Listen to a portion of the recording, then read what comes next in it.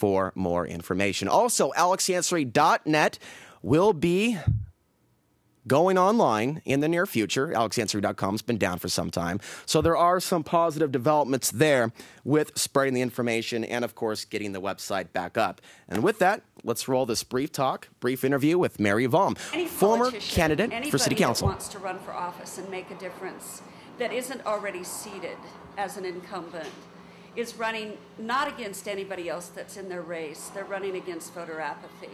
In the last primary, we had a 30% turnout in Portland, and fully 11,000 people didn't turn their ballots over and vote for city council races. Dan avoided a runoff by 5,000 votes. So always with voter apathy, the incumbent stays in office. You can look at the history. So anybody new has to wait until a seat is vacated, which is rare, or try to get the voter turnout. That's the real issue. It is our only real freedom in this country. It is the only control that we really have with government, and so many people don't vote.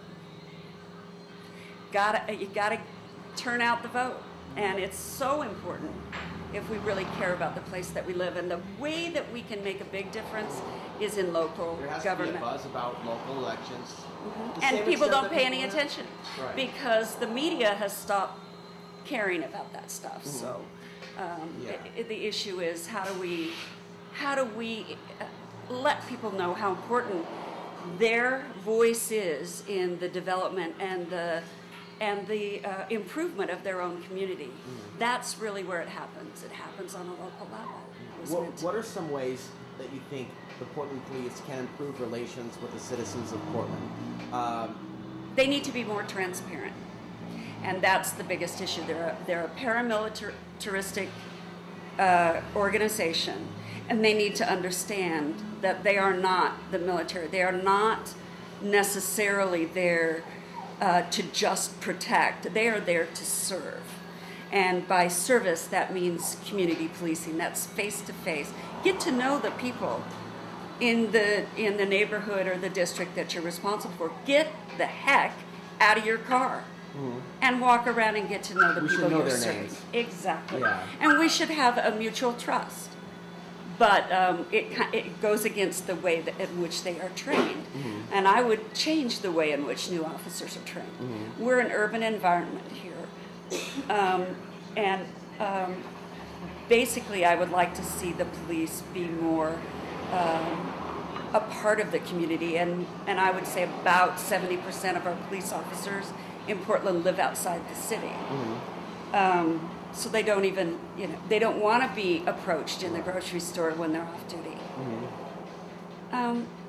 If you care about your community and you're in that community, it goes a long way. And they're asking us to do the same. So if you were sitting down with the chief of police right now and you were making some recommendations, some positive suggestions, getting out of your car would be at the top of the list? Absolutely. Get out of your car and get to know the community you're serving. Get to know where the problem spots are, and get to know even those marginal criminals, because you can actually have an effect. It's not a war that we're in here.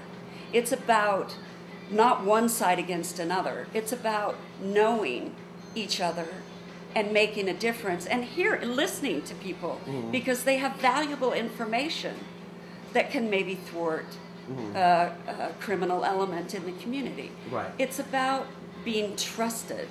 And they're trained to not trust anyone. Right. To have this mindset that you don't trust anyone. That's not working for us. Especially in the post 9/11 world. That's right. That's not working for us here in Portland. No. And I'm not saying all officers are like that. I know some really great officers that really care about the community. One of them's a bicycle officer that is just amazing. He knows everyone. And he is well trusted, and he has relationships that he can use. That's what it's about. And I've met a few officers that flip this on my YouTube channel later on tonight. So I always think it's a good thing whenever you can talk to someone on a... All right, we're good. 503-288-4442. 503-288-4442 or 4448. the other thing that we're going to be getting into tonight is these reports, a set of reports from the Portland Tribune. Not the most positive of news when it comes to Portland. Sex trafficking, rise in gang violence, homelessness. It's like the city's melting apart, falling apart. It's not, though. It appears that it is. We're going through changes in our society that requires all of us collectively to act more conscious, to be more conscious, to walk more mindfully through our reality. Here's another one. Sunday Oregonian Chase, knocked down, inconsistent with training, and it describes how he wasn't necessarily doing anything illegal. It's just an allegation that he was urinating alongside the wall. There isn't actually any evidence of that, but even if he was doing that, why was he given a death sentence for his actions? And so this is also in the news as well. Portland, give yourself a pat on the back. I'm talking directly to the city council at this point. Portland made the national news again. This time it wasn't sex trafficking exploding and flourishing like a blossoming flower in this city where it's completely open season in a town where the cops are pulling you over, giving you tickets, but they're firing the vice detectives that are the very few individuals that do the hard work of actually investigating some of these cases that are happening to many, many young women. 13, that is the average age that many women are put into sex slavery in this nation.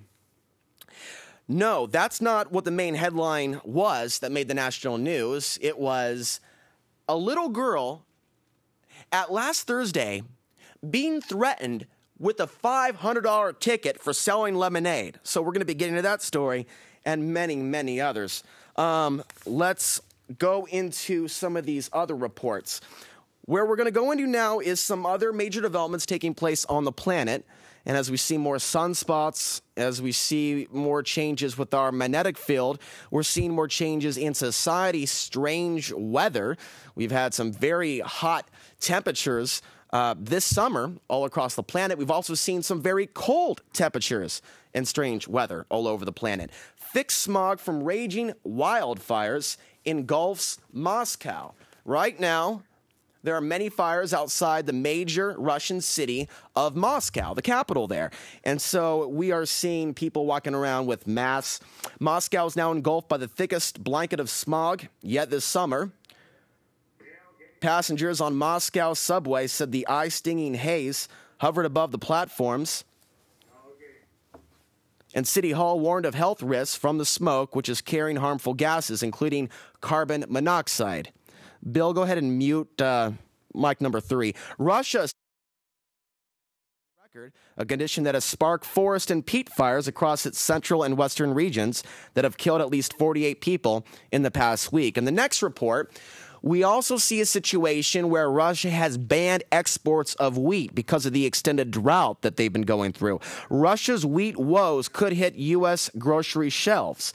L.A. Times, reporting from Los Angeles and Moscow, the price of America's daily bread and meat, the price of America's daily bread and meat could soar this fall as surging wheat prices in anticipation of a Russian ban on exports stoked fears about tight supplies.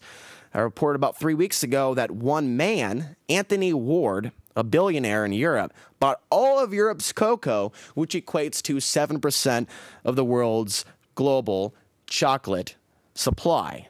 How is this significant?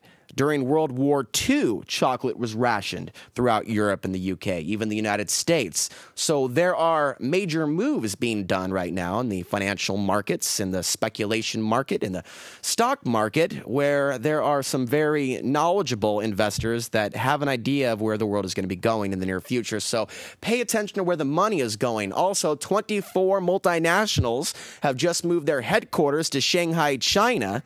And so we are seeing lots of these things coming together.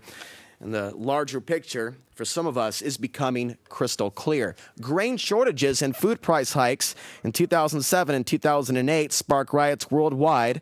But agricultural analysts say the U.S. wheat crop has been strong and that stockpiles of wheat and other grains worldwide are greater now than they were 3 years ago. With that, we're now going to move into the next piece of news after we take that phone call, and we'll talk about China holding large-scale Air Force drills. We'll also talk about this mandatory service bill that is being pushed by Charles Rangel.